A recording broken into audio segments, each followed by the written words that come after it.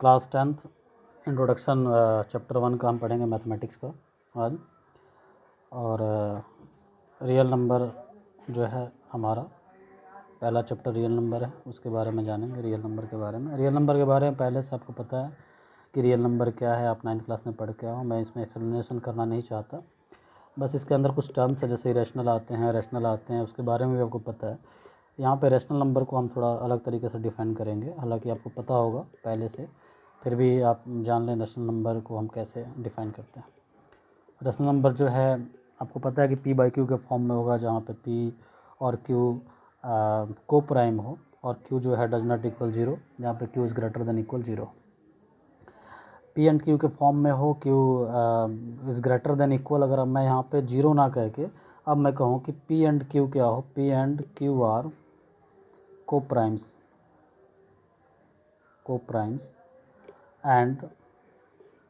And P and Q R को primes. इसके अलावा क्या कहें कि पी और क्यू के बीच में केवल एक ही कॉमन फैक्टर हो और क्यू क्या हो, ग्रेटर देन इक्वल 1 हो, या यहाँ पे मैं कह सकता हूँ क्यू इज़ ग्रेटर देन 0 हो। इससे पहले आपने डिफाइन किया होगा क्यू डज नॉट इक्वल 0, लेकिन यहाँ पे मैं कह रहा हूँ कि Q greater than equal 0 means यही हुआ कि क्यू 0 नहीं हो। अच्छा, क्यू 0 नहीं हो इसका मतलब अब क्या है, मैं यहाँ पे एक आपको छोटा सा रिव्यू दे देता हूँ। क्यू अगर 0 हो ना हो इसका फ़र्क क्या पड़ता है। मान लीजिए कोई भी नंबर है, नंबर मैंने 5 ले लिया और 5 के नीचे 0 लगा दिया, फिर हमने 5 ले लिया, 5 के नीचे 0 से ग्रेटर देन 0 मीन्स 1 लिख दिया हमने, या यहाँ पर मान लो 2 है या 3 है, वट एवर कुछ भी है। किसी भी नॉन जीरो नंबर 5 हो गया और 0 हो गया, ये किसी भी नॉन जीरो नंबर को जो 0 नहीं है उसको अगर हम 0 से डिफाइन करें, 0 से डिवाइड करें तो डिवीज़न होगा ही नहीं, और ये नॉट डिफाइन का केस बन जाएगा, नॉट डिफाइन, अभी तक डिफाइन नहीं हुआ है। इसका मतलब यह है मैथमेटिक्स, आज तक मैथमेटिक्स ने ये प्रूव नहीं किया है कि किसी भी नॉन जीरो नंबर को अगर हम 0 से डिवाइड करें तो उसकी वैल्यू क्या होगी, कुछ पता नहीं चलता। इसको नॉट डिफाइन और इनफाइनाइट कह देते हैं, कुछ पता ही नहीं है कि इसकी वैल्यू कितनी आएगी, क्या आएगा, कुछ नहीं है पता। इसलिए हम कह सकते हैं कि पी और क्यू क्या हो, को प्राइम हो, और जहाँ पे क्यू ग्रेटर देन 0 हो, या क्यू 0 से बड़ा हो या 0 से छोटा हो, मे भी 0 से छोटा हो। यहाँ पे अगर बात करूँ मैं 5-1 भी ले सकते हैं, -2 भी ले सकते हैं, ये भी है, क्या है, ये भी एक रैशनल नंबर है। अब बात करेंगे रैशनल नंबर, आपको समझ में आया कि पी और क्यू के फॉर्म में हो, पी और क्यू को प्राइम्स हो। यहाँ पे एक टर्म मैंने यूज किया है को प्राइम्स, आपको बता दूँ को प्राइम्स का मतलब क्या है। इंट्रोडक्शन क्लास है तो आप चीज़ों को समझें कि ये चीज़ें होती क्या हैं। उसके बाद जो है आपके एक एक क्वेश्चंस को कराऊंगा मैं, जैसे नेक्स्ट वीडियो आएगी उसमें एक एक क्वेश्चन एनसीईआरटी के चैप्टर वाइज और एक्सरसाइज वाइज एक एक क्वेश्चन पर डिस्कशन करेंगे हम, और जानेंगे क्वेश्चंस का पैटर्न क्या होता है और कैसे ये जो है एग्ज़ाम्स में कैसे क्वेश्चंस आते हैं, और आपको सारी बातें बताऊंगा कि एग्ज़ाम्स में क्वेश्चंस कैसे आते हैं, और इस चैप्टर से पर्टिकुलर रियल नंबर से कितने नंबर के क्वेश्चंस आएंगे और कितने नंबर का मार्किंग स्कीम होगा इसका। जैसे मान लीजिए 6 नंबर, 7 नंबर, प्रीवियस ईयर्स में कितने नंबर का आया था, इस बार कितने का आया था, ये सारी डिस्कशन होंगी। अभी स्टार्टिंग क्लासेज है इसलिए थोड़ा बहुत हम देखते हैं को प्राइम्स के बारे में। को प्राइम्स क्या है कि मान लीजिए कोई भी नंबर है 5 और 7, मैं 5 और 7 ही ले लेता हूँ। इन दोनों के बीच में 5 का जो अगर कॉमन फैक्टर की बात करें तो 1 और 5 फैक्टर, और 7 की बात करें तो 1 और 7 दो फैक्टर हो गए। इन दोनों के बीच में केवल एक ही कॉमन फैक्टर है, वह है 1। तो इस तरह हम कह सकते हैं को प्राइम 5 और 7 क्या है, को प्राइम नंबर्स हैं जिनके बीच में केवल एक ही कॉमन फैक्टर है। तो अगर हम रैशनल नंबर को डिफ़ाइन करें तो रैशनल नंबर को ऐसे डिफ़ाइन कर सकते हैं कि वो पी और क्यू के फॉर्म में हो, पी और क्यू दोनों को प्राइम हो और दोनों के बीच में केवल एक ही कॉमन फैक्टर हो और वो हो 1, इसके अलावा दूसरा कोई कॉमन फैक्टर नहीं हो। तो आज हमने पढ़ा रैशनल नंबर के बारे में क्या है। तो क्या हम इरेशनल नंबर को देख सकते हैं? यस, इरेशनल नंबर क्या है, जो non terminating non repeating number होते हैं उसे हम इरेशनल नंबर कह देते हैं। आप 9th क्लास में पढ़ के आए हो।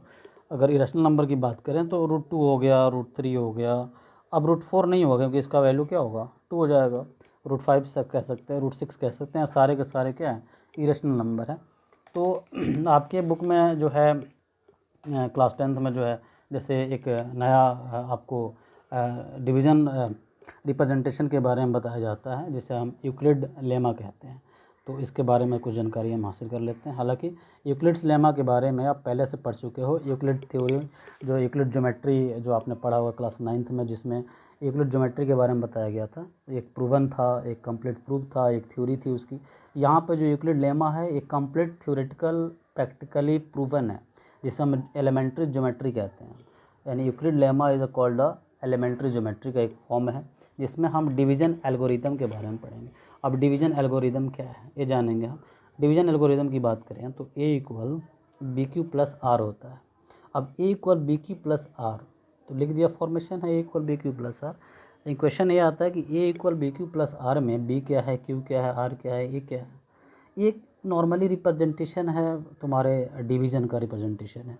जैसे मान लो कोई भी नंबर को अगर हम डिवाइड करते हैं, सपोज एक नंबर ले लिया मैंने और वो नंबर ले लिया 28 और उसको मैं 3 से डिवाइड कर रहा हूँ और ये हमने डिवाइड किया नॉर्मली और यहाँ पे 1 आ गया। अगर ये 1 आया तो डिवीज़न का एक फॉर्म है, it is a representation, Euclid lemma is it is a representation of division, nothing is there. क्यों रिप्रेजेंटेशन डिवीज़न का, कैसे हम डिवीज़न को रिप्रेजेंट करते हैं। अब सिंपली इस फॉर्म को मैं लिख रहा हूँ, इस वाले फॉर्म को इस फॉर्म में लिखूँगा और आप इसको समझने की कोशिश करेंगे। बहुत सिंपल है मैथमेटिक्स, आप देखेंगे। और ये 28 लिख दिया हमने यहाँ पे, और मैं ये 9 जो है, ये 9 और ये 3, तो यहाँ पे मैं ये 3 लिख देता हूँ और इंटू में 9 यहाँ लिख देता हूँ। अब प्लस में आर यहाँ पे 1 लिख दिया हमने। अब आपको समझ में आ गया होगा कि ए यहाँ पे 28 हो गया, बी की बात करें तो 3 हो गया, क्यू की बात करें तो 9 हो गया और आर की बात करें तो 1 हो गया। अब सिंपल आप समझिए चीज़ें क्या है, A equal B Q plus R. कहने का मतलब क्या है, क्यू देखो आप यहाँ से देखो, एक थ्योरी है यहाँ पे। अगर मैं यहाँ पे लिख दूँ where r is greater than equal 0 but less than B, या एक और लिख दूँ मैं, r is greater than equal 0 but less than equal B. ये मैंने 2 चीज़ें लिख दिया। अगर डायरेक्ट थ्योरेटिकल फॉर्म में अगर इसको हम लेके चले तो समझना मुश्किल हो जाएगा कि ये चीज़ें हैं क्या। लेकिन यहाँ पे आप देखो क्वेश्चन 9 है यहाँ पे, और क्वेश्चन 9 है यानी बी जो था हमारा ये 3 था, क्यू हमने 9 ले लिया और आर 1 ले लिया, हमने क्वेश्चन कह दिया, आप समझ गए होंगे इस चीज़ को। और ए 28 है, यहाँ पे r is greater than equal 0, इस केस की बात करें हम तो r is greater than equal 0 है, 0 से बड़ा है, 1 है यहाँ पे। और लेस देन इक्वल बी, यानी बी जो है वो आर से बड़ा होगा या बराबर होगा। यानी बी की बात करें 3 तो यहाँ पे आर से क्या है, बड़ा है, हो सकता है बराबर हो सकता है।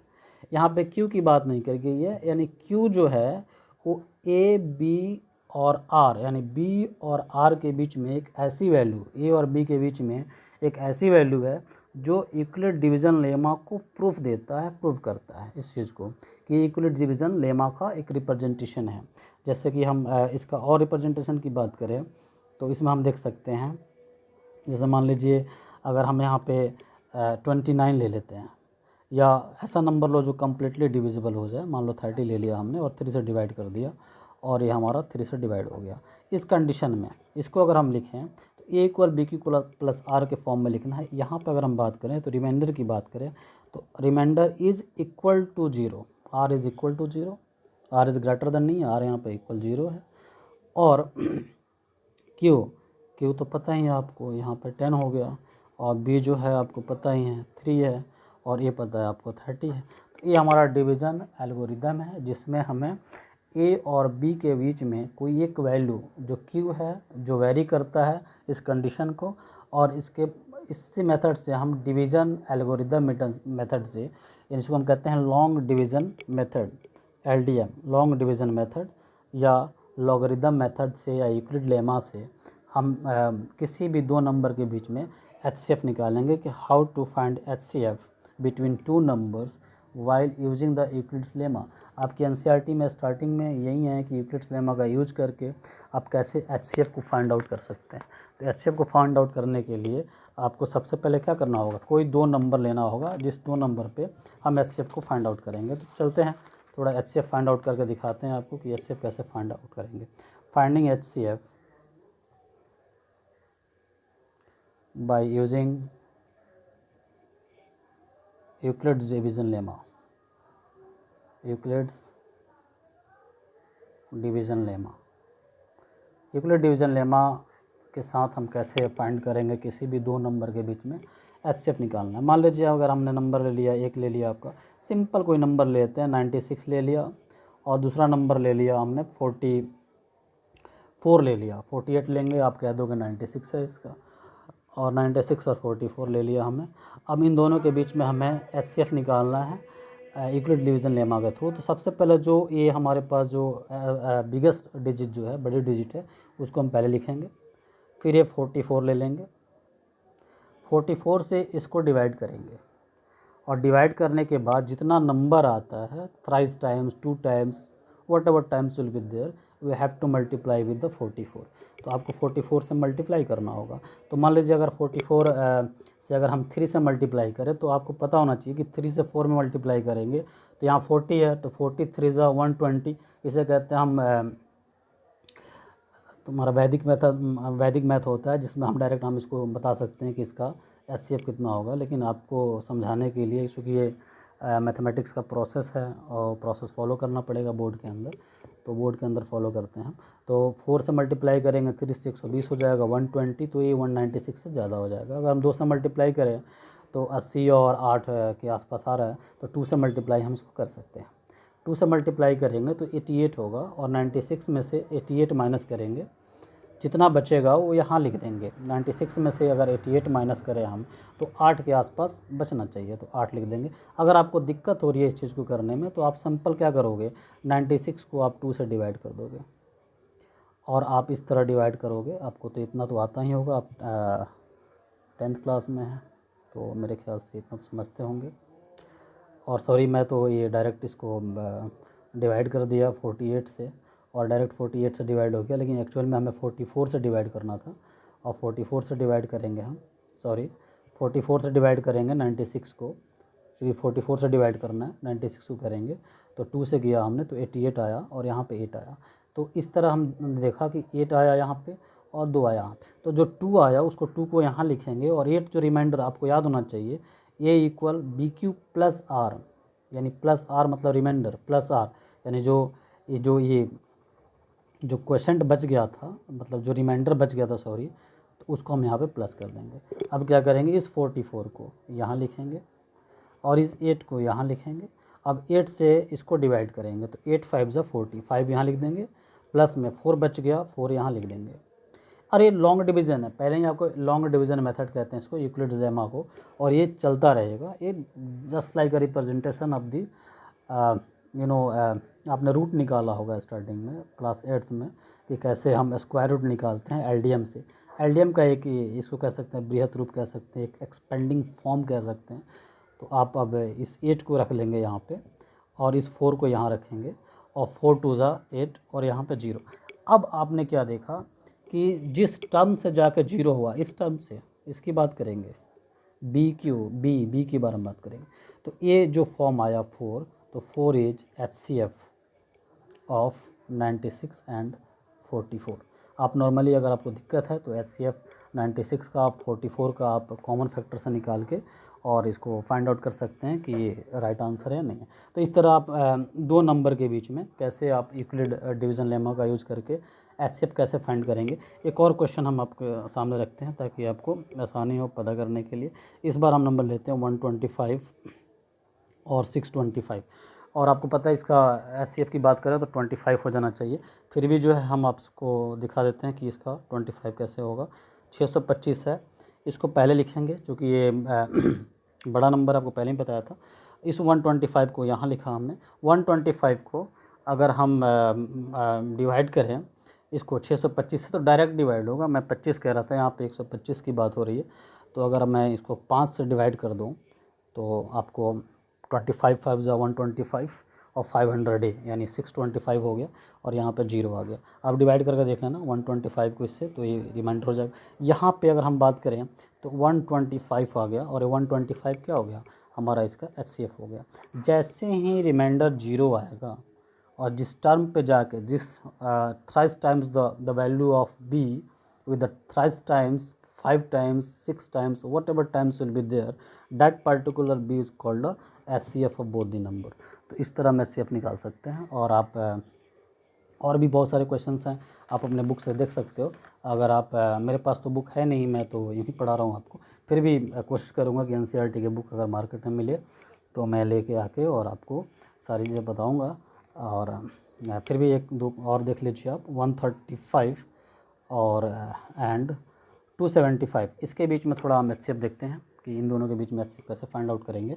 तो 275 को पहले लिखेंगे, आपको पता है 135, हमारे साथ साथ भी कर सकते हैं आप, या आप अपने वीडियो को पॉज करें, पॉज करने के बाद इस क्वेश्चन को करें, क्वेश्चन करने के बाद देखें कि आपका एचसीएफ आ रहा है कि नहीं आ रहा, और एचसीएफ आपका जो आ रहा है वो आंसर सही है कि नहीं है। फिर इस को देखेंगे, ये नहीं कि बस मैं लिखता चल रहा हूँ और आप उसको देख रहे हो, सिंपली एंजॉय कर रहे हो वीडियो देख के, फिर स्किप कर रहे हो, अच्छा नहीं है चलो जी आगे चलते हैं, ऐसा नहीं है। आप क्वेश्चंस को करें, जितना ज़्यादा क्वेश्चन करोगे उतना ज़्यादा बेनिफिशियल रहोगे।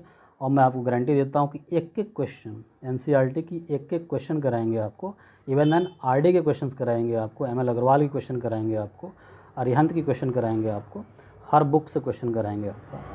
तो 135 को अगर हम 2 टाइम्स मल्टीप्लाई कर देंगे हम इसको, तो 270 के आसपास आ जाएगा। आप इसको 135 से मल्टीप्लाई करके डिवाइड करके देखेंगे, 135 से 275 को डिवाइड करना है, आपको ये पता होना चाहिए। 135 से 275 को डिवाइड करना है, आप 2 से जाएंगे तो आपके पास 270 के आसपास आएगा, और ये यहाँ पे 5 बचेगा, तो इसको हमने 5 लिख दिया यहाँ पे। और 135 अब हमने यहाँ पे 135 हमें लिखना है, और इस 5 को अब लिखेंगे यहाँ पे। आपको समझ में आ रहा है तो आप ज़रूर कमेंट करेंगे। और ये 5 को अब 135 से 135 को 5 से डिवाइड करेंगे, और 5 से डिवाइड करने के बाद समथिंग जो भी है आप देख लो क्या आएगा, 27 के आसपास आना चाहिए, लेकिन आपको मैं बता देता हूँ, आप यहाँ से डिवाइड कर सकते हैं, और ये 27 प्लस में 0। तो आप अगर आप देखें तो यहाँ पे इन दोनों के बीच में, इन दोनों का जो एचसीएफ होगा 0 आ रहा है इस 5 टाइम्स से, तो आप 5 लिख सकते हैं। तो एचसीएफ ऑफ 135 एंड 275 इज़ 5। तो आज हमने जाना कि एचसीएफ कैसे दो नंबर के बीच में निकालते हैं by using Euclid division lemma.